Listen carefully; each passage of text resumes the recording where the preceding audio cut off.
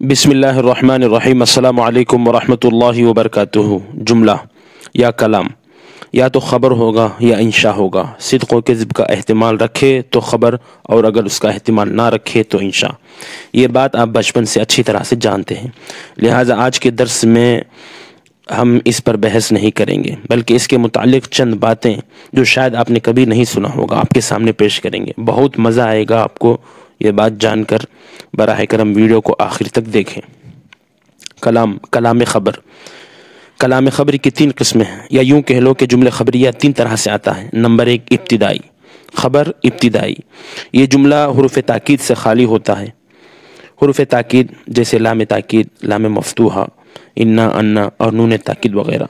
Number دو، یہ جملہ خالی الذہن مخاطب کے لیے استعمال کیا جاتا ہے، اس کے لیے کہا جاتا ہے، یعنی مخاطب کے ذہن میں پہلے سے کوئی چیز نہیں ہے، اپنے ابتداءً اس شخص سے ایک بات کہی، مثلا العلم نور، علم نور ہے، العلم مبتدا، نور خبر، مبتدا اپنی خبر سے مل کر جملہ اسمیہ خبریہ ہوا۔ یہ جملہ حروف تاکید سے خالی ہے، اور مخاطب خالی الذہن کے لیے جملہ خبر کا استعمال آپ کو ایسا ہی کرنا پڑے گا۔ خبر کی دوسری قسم طلبی، یہ وہ جملہ ہے جس میں حروف تاکید میں سے ایک حرف رہے گا۔ نمبر دو، یہ جملہ متردد مخاطب کے لیے کہا جاتا ہے، یعنی مخاطب کو پہلے سے ایک چیز کے بارے میں خبر ہے، لیکن اس خبر کو لے کر وہ آدمی شک میں ہے، تو اس شک کو دور کرنے کے لیے اس خبر طلبی کو استعمال کیا جائے گا۔ مثلا ان العلم نور، اس جملے میں اگر آپ غور کریں گے تو آپ کو حرف تاکید میں سے ایک حرف انا بھی ہے، اور یہ متردد مخاطب کے لیے ہی استعمال کیا جائے گا۔ خالی الذہن مخاطب کے سامنے یہ جملہ پیش کرنا فضول ہوگا۔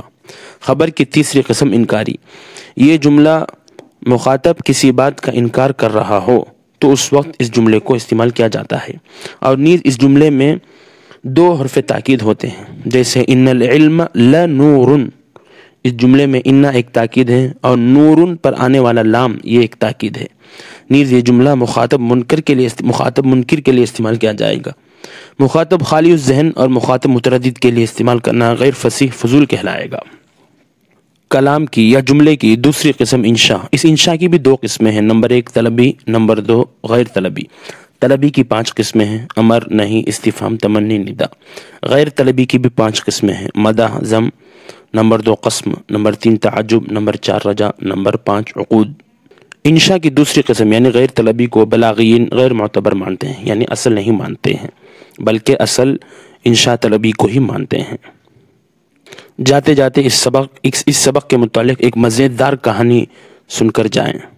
ایک فلسفی نے ابو العباس المبرد سے کہا کہ میں عربی کلام میں غیر ضروری لفظ کو پاتا ہوں، تو مبرد نے کہا کہاں پاتے ہو؟ فلسفی نے کہا میں عربوں کو کہتے ہوئے پاتا ہوں عبداللہ قائم، پھر کہتے ہیں ان عبداللہ قائم، پھر کہتے ہیں ان عبداللہ لقائم، حالانکہ سب کا معنی ایک ہے۔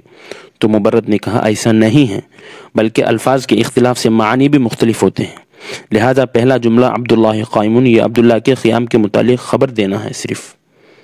دوسرا جملہ ان عبداللہ قائم یہ تردد میں، شک میں پڑنے والے مخاطب کے سوال کا جواب ہے۔ تیسرا جملہ ان عبداللہ لقائم یہ مخاطب کے انکار کا جواب ہے۔ تو پہلا عبداللہ قائم یہ خبر کی پہلی قسم ابتدائی، دوسرا جملہ ان عبداللہ قائم یہ خبر کی دوسری قسم طلبی، تیسرا جملہ ان عبداللہ لقائم یہ خبر کی تیسری قسم انکاری۔ امید ہے کہ اس واقعے سے بات اور زیادہ واضح ہو گئی ہوگی۔ اگر آپ کو فائدہ ہوا تو ویڈیو کو ضرور لائک کریں اور شیئر کریں۔ والسلام علیکم ورحمۃ اللہ۔